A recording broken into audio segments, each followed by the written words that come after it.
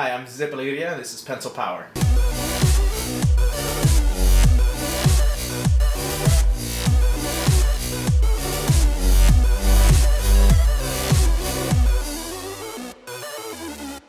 Today we're drawing 3/4 view characters. Alright, let's start here. Alright, do this real quick. You want to be as loose as you possibly can. Sometimes it's a little hard to start overthinking it. You just gotta keep working at it, and eventually you start doing this without thinking. And I never think. I never use this mind. I just draw.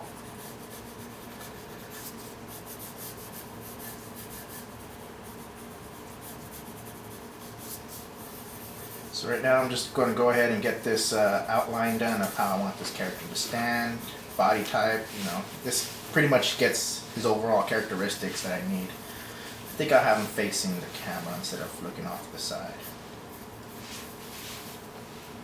So, I want to show you right here with this red pen.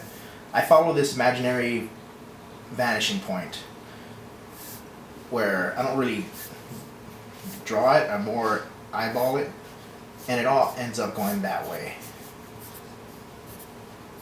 to a vanishing point somewhere over here. So let's go ahead and continue. I think I'm going to go ahead and make this guy kind of armored.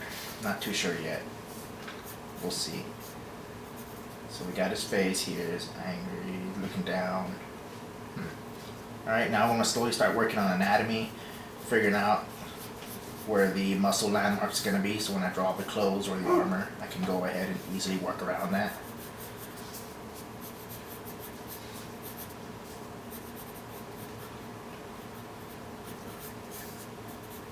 If you can't see this right now, it's only the sketch. I'll darken it up with the pen in a bit. I want to bring this guy's arm out because it doesn't seem like it's natural being held back that way. I really want to show this guy looking relaxed but very confident in his stance. There's a lot that goes into standing, just the way you stand. It tells a lot about the character. If you hunch forward, you're going to get someone who's kind of, easygoing or lazy. If you're standing up straight, with erect back, that usually means he's military or he's confident or he's the hero. The obvious hero kind of looking to him.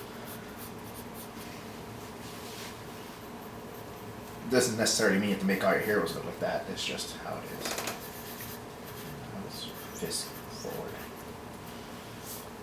Go ahead and give this guy a sword in his back.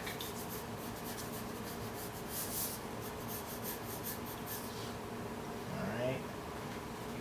So let's go ahead and put some armor on him.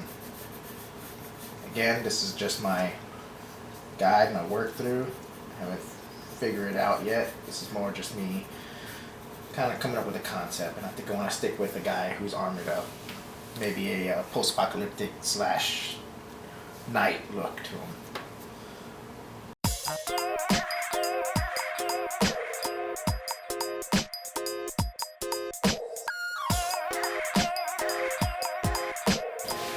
Yeah, I'm going to go ahead and put some armor on this guy's arm. Instead of giving him a shield, let's say that he protects his whole arm with just his armor. Also, just looks cool, the silhouette. It's another thing to keep conscious, is to keep to always have in your mind the silhouette of the body. It's not something that you're always going to be doing. It's just something that's just in the back of your mind, is always there. If you've been drawing for a while, I used to constantly just draw silhouettes and then shade silhouettes and then draw the silhouette that I like and mess with that and tweak it. But since I've been doing this for a while, I don't need to do that as much unless I'm, seriously overthinking something and I'm making a mistake, because I shouldn't be doing that.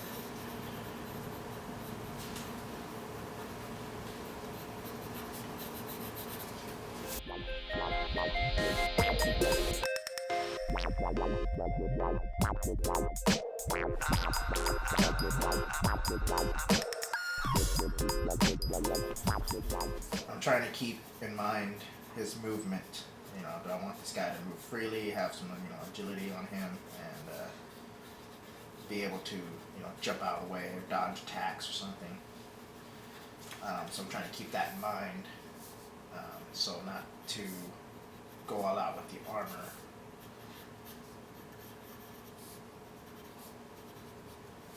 Good people who do that, who usually don't keep movement in mind, is usually like stuff like WoW or something. They have a lot of armor. And it doesn't really look like you're gonna be able to move in it, but it looks really cool. So it's always a fine line between what looks cool and what looks possible. And you're making comics, you're gonna say, well, forget possible. Just want to have fun and make it look cool. So that's what we're doing today.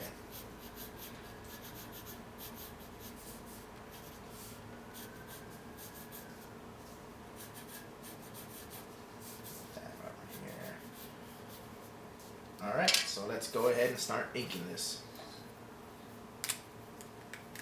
I lost my 0.5 today, so I'm going to use this pen.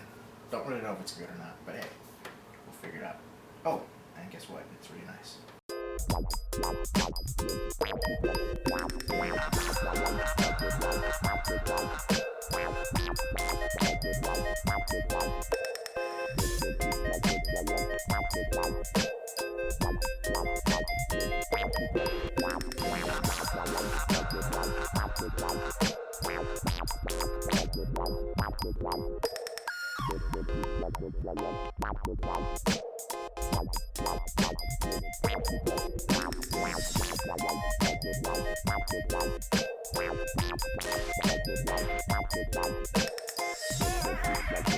Alright, sorry, the camera had turned off there, fellas.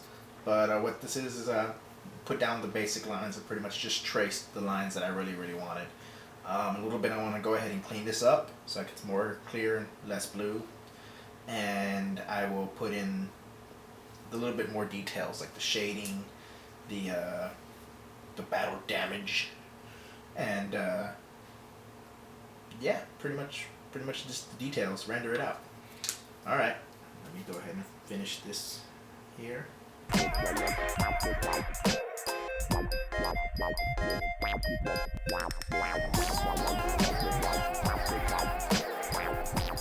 Okay, so what I'm going to go ahead and do here is I'm going to go ahead and erase. And it's not going to take off everything, it's just going to make it a little bit lighter for me to see and work with. And I don't really want to get rid of all the blue because I kind of like it there. And if I really want to take it off, when I put it in Photoshop, it's just easily taken off with the click of a button. And also there's an eraser tool in there that does a much better job than real erasers. If I need to go that far. I normally don't.